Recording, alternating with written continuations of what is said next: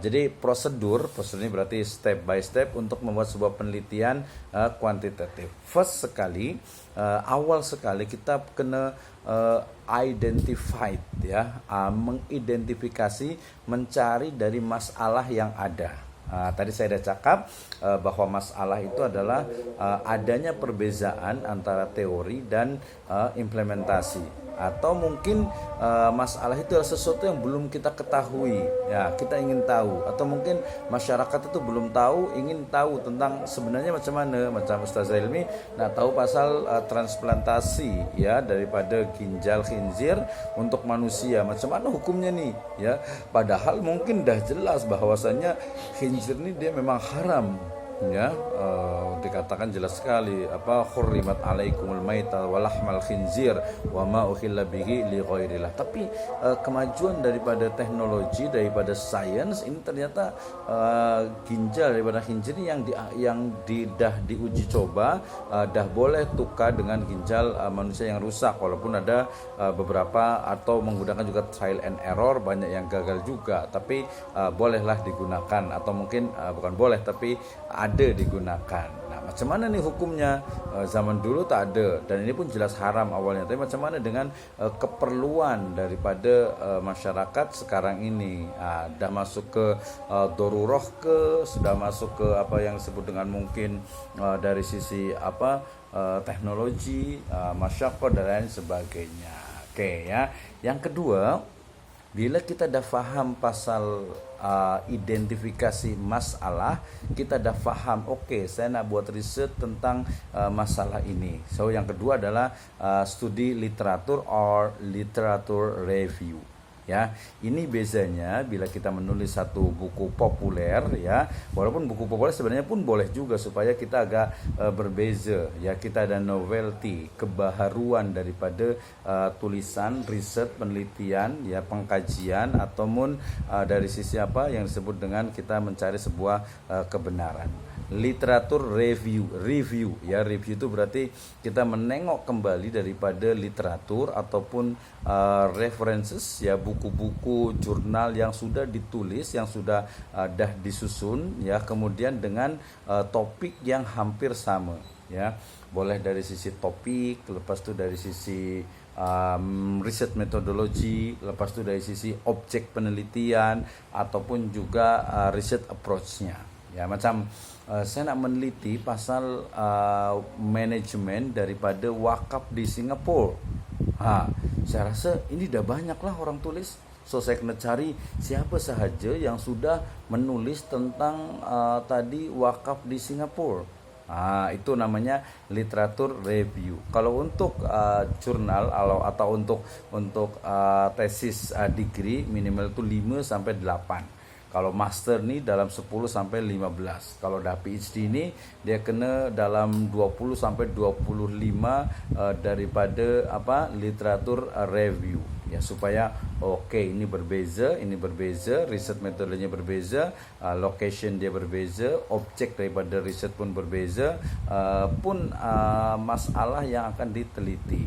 So saya meneliti tentang wakaf di Singapura, tapi dah banyak orang lakukan, so saya cari yang lain. Macam saya nak cari pasal wakaf yang dia betul-betul produktif. Ada berapa sebenarnya? Betul tak ni bahawa Singapura ni memang hebat lah dalam hal wakaf? Kita kena riset ya. Oke, next yang berikutnya adalah setelah literatur review, nanti kalau tak faham Tadi boleh Ustaz tanya. sorry. Tadi Ustaz cakap degree berapa buku Ustaz nak kena review?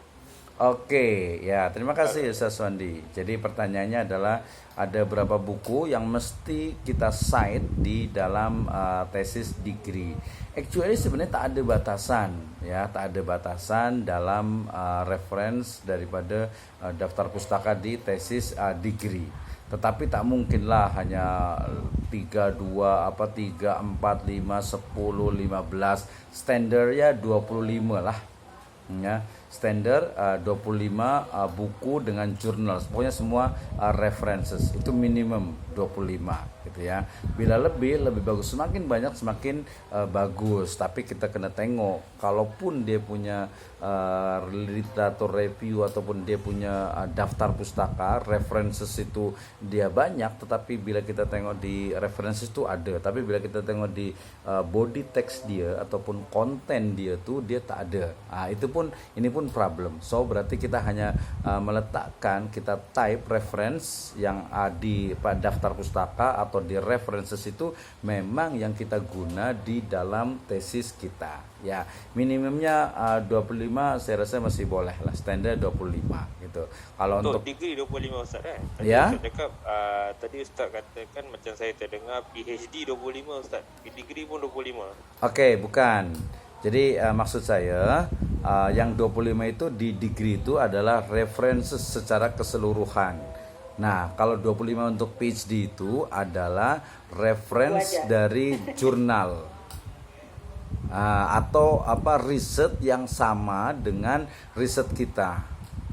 Jadi kalau tak mungkin PhD 25 sikit sangat, master pun tak boleh 25. Tapi sebenarnya bukan numbers, tapi memang quality dan juga apa yang memang kita cite di dalam degree kita.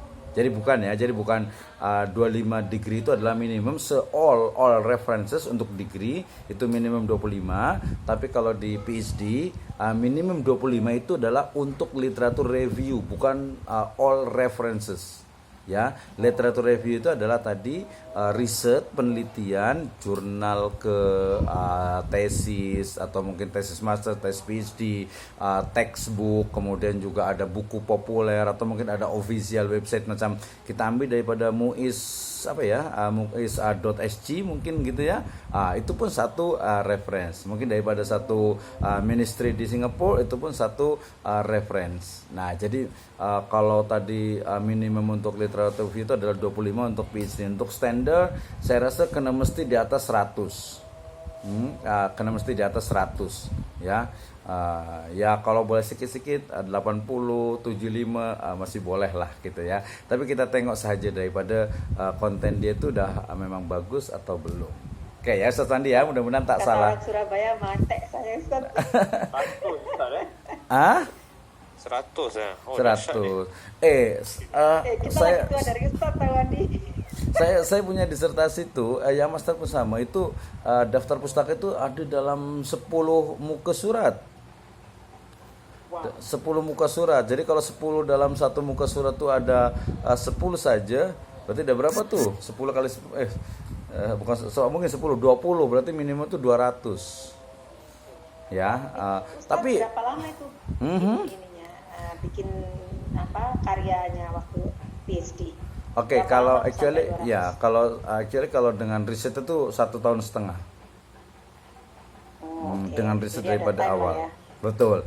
Makanya tadi saya cakap kalau Ustaz Wandi masih lama bagus ya. Kenapa? Karena dari sekarang nih kita kena susun. Nanti boleh tanya ke Ustaz Dr. Saifuddin, ke Ustaz Sanif, ke Ustaz Ihsan mungkin ya, yang lainnya supaya antum nih kena macam ni, topik dia macam ni, tak boleh sangat macam ni. Lepas tu background dia kena macam ni, riset metodologinya tu ini, analyze-nya tu macam ni. Jadi kita boleh banyak pengetahuan, kita lebih banyak belajar. So saya dapatkan juga bahwa belajar yang sebenarnya itu adalah belajar yang muncul, yang ada daripada dalam diri kita ya. Bukan kalau kita diajar nih macam hanya mendengar saja, tak kurang bagus lah sebenarnya gitu ya kalau hanya mendengar saja. Tapi kita kita menyusun daripada tesis itulah belajar sebenarnya. Kenapa? Karena belajarnya itu muncul daripada kesadaran kita dalam belajarlah memperolehi ilmu.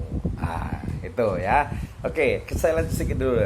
Jadi lepas dari studi literatur or literature review adalah pengembangan daripada kerangka konsep. Nah, konsep ini saya dapat framework ya. Macam mana saya nak menyelesaikan problem ini ya dengan tadi pendekatan ilmiah.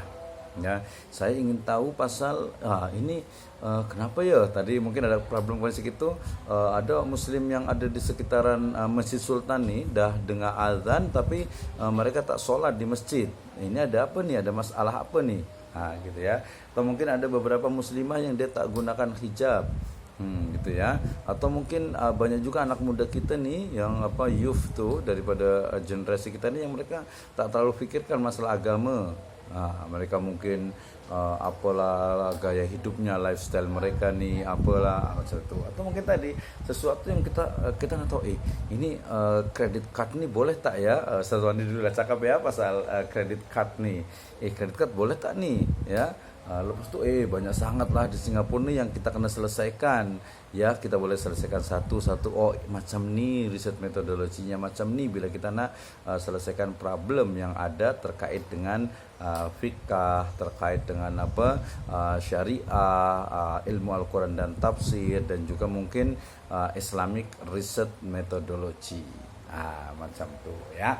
Oke, itu di pengembangan kerangka konsep. Jadi macam mana framework daripada penelitian kita, daripada pemikiran kita, daripada apa yang ada dalam minda kita nih untuk menyelesaikan masalah. Oke, yang berikutnya identifikasi definisi variabel, hipotesis pertanyaan penelitian. Ini biasa kerana kuantitatif, so dia kena ada variabel.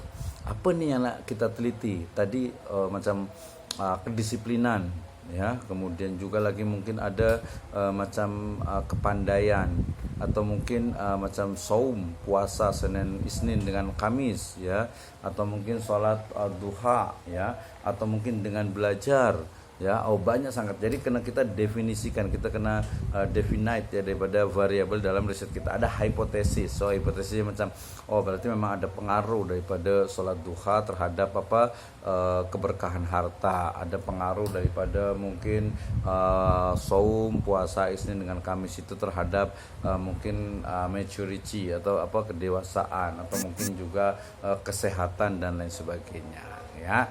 Nah, dari hipotesis ini ada pertanyaan, apakah ada pengaruh X1 terhadap Y, terhadap Y, bagaimana pengaruh X2 terhadap Y, apa saja intervening media di dalam X2 terhadap Y, itu pertanyaan. Nanti ada pengembangan desain penelitian, berarti apa yang disebut dengan desain, riset desain itu kita kena kembangkan dengan interview, juga dengan kuesioner, dengan mungkin documentation dan yang lainnya. Nah, ada teknik sampling, saya rasa kemarin udah paham tentang teknik sampling ya. Kemudian juga ada lagi yang disebut dengan pengumpulan dan kuantifikasi daripada data. Kemudian juga analisis data. Analisis data ini sekarang kita sudah sangat banyak dibantu dengan dengan SPSS dan juga Microsoft Excel ya.